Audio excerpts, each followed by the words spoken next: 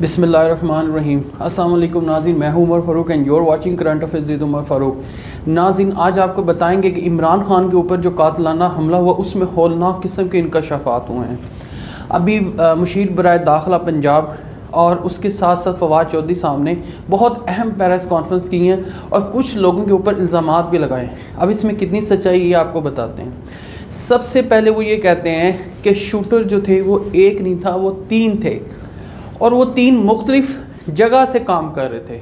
और ये जो मंसूबा था ये अकेले उस बंदे का नहीं था जिसने ये कहा है कि मैंने क्योंकि मजहबी हूँ और इमरान खान साहब लोगों को गुमराह कर रहे हैं। ये पूरा एक प्री प्लान था। अब JIT में इसके बहुत सारे इंकशाफात हुए हैं, मैं आपको बताता हूँ कि किस तरह हुए हैं। सबसे पहले फवाद चौधरी साहब फरमाते हैं कि जो हॉल थे वो 3-4 नहीं थे, वो 14 थे। और बाद में हमें दूसरी जगह से भी जहाँ पे वो शूटर्स मौजूद थे हमें 5 से 6 होल वहाँ से भी मिले। तो ये तकरीबन 15 से 20 होल थे जो मुख्तलिफ जगह से मिले। वो ये कहते हैं कि जो इमरान खान साहब के साथ गार्ड थे उनसे कोई गोली नहीं चली। उनका भी फ्रांसिक हुआ है मगर उनसे कोई गोली नहीं चली। और ये जिन्होंने गोलियाँ चलाएंगी तमाम होल्स उनके हैं बकौल JIT के। इसके साथ वो ये कहते हैं कि बेसिकली उनसे पूछा गया कि ये ऐसा क्यों हुआ, इमरान खान साहब को क्यों असैसिनेट करना चाहते थे, क्यों उनका मर्डर करना चाहते थे। तो उन्होंने कहा बेसिकली ये चाहते ये थे कि इमरान खान साहब का मर्डर खुदा न खास्ता कर दिया जाए और PTI ख़त्म हो जाए और मुल्क में एक इमरजेंसी सी लगा दी जाए कुछ अरसे के लिए। जैसे ये टेक्नोक्रेट गवर्नमेंट्स की बात करते हैं तो कुछ अरसे के लिए 6 महीने साल के लिए एक टेक्नोक्रेट गवर्नमेंट बना दी जाए कि इमरजेंसी लगा दी जाए। तो उनका प्लान ये था कि इमरान खान साहब को ख़त्म कर दिया जाए, उनकी पार्टी खुद ब खुद ही ख़त्म हो जाएगी। क्योंकि इमरान खान साहब के बाद पीछे पार्टी चलाने वाला उनके लवाहिकीन में से कोई नहीं है हमारे यहाँ। क्योंकि ये विरासती सियासत चलती है तो लिहाजा इमरान खान साहब के बाद ऐसा कोई बंदा नहीं है जो कि इसको कंटिन्यू करे। उसके साथ ये कहते हैं कि इमरान खान साहब को मार के कत्ल करके ना मार्शल भी लग सकता था। इमरजेंसी के साथ साथ मार्शल भी लगाना चाहते थे। क्योंकि इमरान खान साहब अपनी प्रेस कॉन्फ्रेंस में भी ये चीज़ें बताएंगे, वो भी इंकशाफात करेंगे। मगर वो कहते हैं मार्शल लगने के लिए राह हमवार थी। तो उनसे पूछा जब गया कि ऐसा क्यों है तो उन्होंने कहा कि सियासी जमातें तो एंकर ने कहा कि नहीं चाहती कि मार्शल लगे। तो फवाद चौधरी साहब फरमाते हैं नून लीग सबसे बड़ी मार्शल की हमायती है, सबसे बड़ी नून लीग मार्शल की हमायती है। कोई भी हमायती नहीं है कि हम रहें या ना रहें मगर इमरान खान साहब या कोई और हुकूमत नहीं बननी चाहिए। इसके साथ उन्होंने एक जो बेसिक किरदार बताया है फवाद चौधरी साहब ने, वो बहुत इंपॉर्टेंट है, वो है DPO गुजरात का। उन्होंने ये कहा कि बंदा पकड़ा जाता है, उस बंदे को थाने लेके जाया जाता है, DPO साहब अपना फ़ोन देते हैं किसको, SHO को, मुतलका SHO को, और कहते हैं इसकी वीडियो बनाओ, इसका एतराफ़ी बयान ले लो। जो ही वो बयान लेता है तो साथ ही वो कहते हैं कि ये सहाफ़ियों को बांट दिया जाता है। उसमें top of the list Farida Farooqui हैं, उनको ये फ़ौरन, अभी इमरान खान साहब हॉस्पिटल नहीं पहुँचते मगर ये बयान चलने शुरू हो जाते हैं। वो अपना बयान दे देता है कि इमरान खान साहब लोगों को गुमराह कर रहे थे और मैंने इस वजह से इसको मार दिया। ये एक पूरा प्लान था। आपको थोड़ी सी पीछे नज़र डालें तो TV पे मुसलसल 1-2 महीनों से कंपेन चलाई जा रही थी इमरान खान साहब को मजहबी मुनाफरत के हवाले से कि इमरान साहब खुदा न खासा तौहीन मज़हब करते हैं, ये ठीक नहीं है, लोगों को गुमराह करते हैं।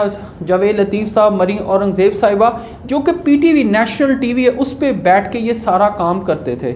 और उसको जोड़ा जाता है किसके साथ, इस मुल्ज़िम नवीद के साथ कि देखें जी हम तो पहले कहते थे इमरान खान साहब ऐसे हैं। अब इन्हें क्योंकि नून लीग को जल्दी प्रेडिक्शंस हो जाती हैं, एंटिसिपेशन जल्दी हो जाती है इनको, लिहाजा उन्होंने देखा जी हमने तो कहा था ये ऐसा ही बंदा है, और कैसा प्लान करते हैं कि लोगों का ध्यान हट जाए।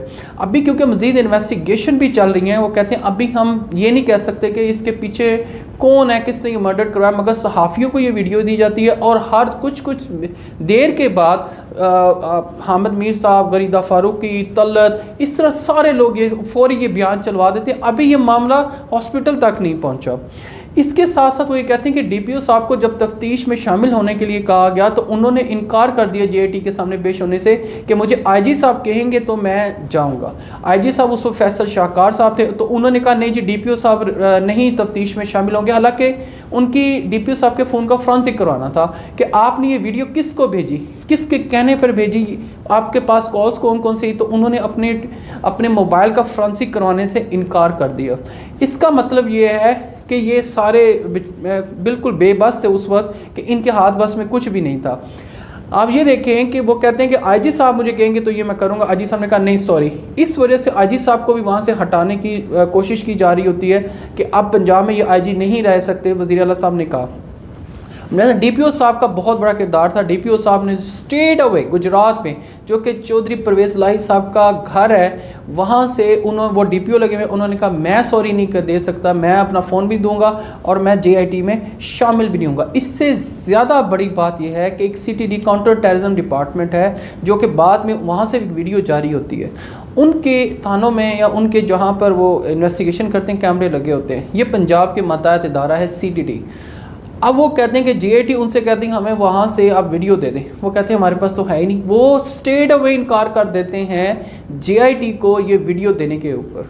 मसलन पंजाब का मातहत इदारा है और वो ये कह रहा है कि नहीं हम ये वीडियो आपको नहीं दे सकते, या हमारे पास है नहीं। वो पूरा स्ट्रक्चर ही चेंज कर देते हैं। लिहाजा वो कहते हैं काउंटर टेररिज्म डिपार्टमेंट ने भी पंजाब हुकूमत के साथ और जेआईटी के साथ ताउन नहीं किया।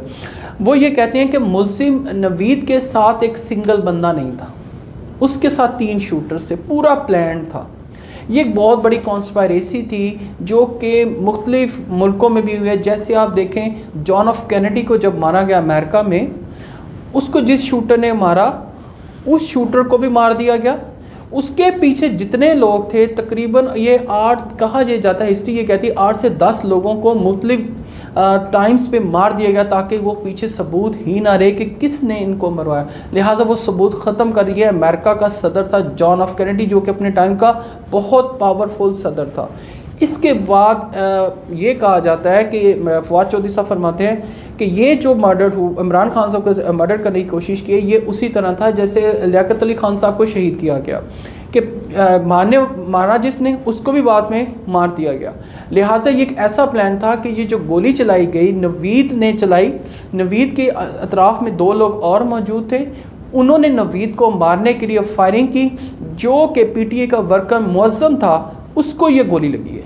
अगर नून लीग ये कहती थी कि इमरान खान साहब के गार्ड ने गोली मारी है तब जाके मुअज्जम मरा, नहीं, जवाबी फायरिंग में नहीं मरा, मगर वो मरा है नवीद को जिसने मारना था, जिस शूटर ने। उसके आगे ये आ गया मुअज्जम को ये गोली लग गई, मुअज्जम बेचारा शहीद हो गया, पीटीए का वर्कर। और ये देखिए नवीद मरता तो मामला ख़त्म था कि उसको वो बिल्कुल ऐसे था जैसे अब गया और अब गया। लिहाजा ये पूरा वो कहते हैं प्लान था जिसको मज़ीद इन्वेस्टिगेट किया जा रहा था ताकि सारे सबूत भी ख़त्म किए जाएं। और मुलजिम नवीद को जो वकील दिया गया है वो नून लीग का ख़ास आदमी है जो वकील है नवीद का। और ये भी कहा जाता है कि अता तारर साहब पूरा परसू कर रहे हैं इस केस को कि ताकि किसी तरह नवीद रिहा हो जाए। मसलन आप देखें कि कितना बड़ा ये प्लान है कि ये साफ जाहिर होता है कि इसमें कितने लोगों की शमूलियत है। इमरान खान साहब के ऊपर जो ये अटैक हुआ कि नून लीग कितनी कीन है, और अता तारर साहब को भेजा गया कि इस सारे मामले को लुक आफ्टर किया जाए। उन्हें वकील दिया गया जो नून लीग का ख़ास आदमी है, और सारा इस केस को हैंडल कौन कर रहा है? अता तारर साहब, ताकि मुलजिम नवीद रिहा हो जाए। इसके साथ साथ सरफराज चीमा साहब जो कि मुशीर वज़ारत दाखिला है, उन्होंने एक बड़ी बात की है। उन्होंने ये कहा है कि हम लोग हमारी जितने दिन हुकूमत हम कोशिश ये करें कि जितनी जल्दी होता है हम ये सारा अबूरी चलान बेशक बना के रिकॉर्ड लेके सबूत लेके एक दफ़ा अदालत में जमा करवा दें। अगर हमारी हुकूमत नहीं रहती या असम्बलियाँ तहलील हो जाती हैं, बाद में नून लीग वाले बहुत एक्सपर्ट हैं रिकॉर्ड जलाने में, चोरी करने के, बड़ा इन्होंने संगीन इल्ज़ाम लगाए नून लीग के ऊपर। वैसे उनके दौर में आग काफ़ी लगती थी, वो बेशक मेट्रो वाली बसों का मामला हो या रोटी वाला मामला, वो कागजात हों, LD, बस अब काफ़ी जगह पर आग लग जाती थी। तो इन्होंने यही इंकशाफ किया सरफराज चीमा साहब ने कि ये ना हो कहीं ना कहीं ये काम हो जाए कि ये सारा रिकॉर्ड चल जाए और हमारी मेहनत ज़ाया हो जाए। तो हम जितनी जल्दी हो रहा है हम अबूरी चलान अदालत में पेश करके सबूत पेश करना चाहते हैं ताकि ये फटाफट ये मामला पाया तकमील तक पहुंच जाए। और मुलजिम नवीद जो है जिसको ये कहते हैं ये जनाब मजहबी जुनूनी है, जब उसके गांव के लोगों से मालूम किया गया कि क्या है ये वाकई मजहबी है, उन्हें कहा ये बंदा तो ईद की नमाज़ नहीं पढ़ता था, तो ये मजहबी जुनूनी कैसे हो गया? ये कैसे मजहबी जुनूनी हो गया। लिहाजा इसका इस काम के ऊपर कि ये जो बात जोड़ी जा रही थी, जो उसका बयान लिया गया, वो फटाफट बोल भी रहा था जैसे उसने पूरा प्लान किया और ये मैंने यही बोलना है। मगर बंदा इस तरह का मर्डर करे और वो घबरा रहा होता है, उसके साथ अजीब सी कैफियत होती है। ये तो बिल्कुल कॉन्फिडेंट बंदा था। तो उसने ये कहा कि ये कोई मजहबी जुनूनी था। उसके गाँव वालों ने कहा ये तो ईद की नमाज भी नहीं पढ़ता था। लिहाजा अभी तक JIT पूरी इन्वेस्टिगेशन करी इस सारे मामले के ऊपर। इमरान खान साहब इसके ऊपर प्रेस कॉन्फ्रेंस भी करने वाले हैं। वो भी ये कहते हैं कि मैं पूरा इंकशाफ करूँगा, एक दूसरे पे इल्ज़ामात लगेंगे, खलिश पैदा होगी लोगों की, इदारों की आपस में। अभी तक कोई वाज़ेह सबूत किसी के इसमें इन्वॉल्वमेंट के हैं नहीं। तो लिहाजा बड़े तहम्मुल से किसी पे अगर आपने इल्ज़ाम भी सिर्फ बातों की हद तक लगाना है तो वो एक अलग बात है। Let the people investigated. आपके पास ऑफिसर्स हैं, काबिल ऑफिसर्स हैं, इन्हें इन्वेस्टिगेट मज़ीद करने दें। आप इससे पहले अगर हम इल्ज़ाम लगाते हैं तो मेरे ख्याल में ये कोई अच्छा आइडिया है नहीं। लिहाजा यू वेट एंड सी की पॉलिसी करें कि देखें क्या होता है, किस तरह ये इन्वेस्टिगेशन होती है। वैसे ये भी कहा जा रहा है इत्तेहादी हुकूमत की तरफ से कि फ्रांसिक पंजाब हुकूमत के अंडर आता है। ये फ्रांसिक कितनी अथॉरिटी रखता है, ये इसकी बात कितनी वैल्यूएबल है, ये हम शायद उनके ऊपर तहफ़्फ़ुज़ात हैं। सरफराज चीमा साहब कहते हैं कि वफाक ने बहुत ज़्यादा असरअंदाज होने की कोशिश की है इस सारी इन्वेस्टिगेशन के ऊपर। उन्होंने तलब भी किया था राना सनाउल्लाह साहब को या मरीम औरंगज़ेब साहबा को या मुख्तलिफ़ लोगों को उन्होंने कॉल भी की थी कि आके JIT के सामने पेश हों, जिनको उन्होंने कोई नहीं, उनकी वैल्यू कोई नहीं थी, उन्होंने कोई नहीं इनको JIT के सामने पेश हुए। लिहाजा सरफराज चीमा साहब काफ़ी कीन थे इस बारे में कि पूरी इन्वेस्टिगेशन हो जाए और वफाक इस पर असरअंदाज ना हो, और उनको लगता है ये हो रहा है ऐसा।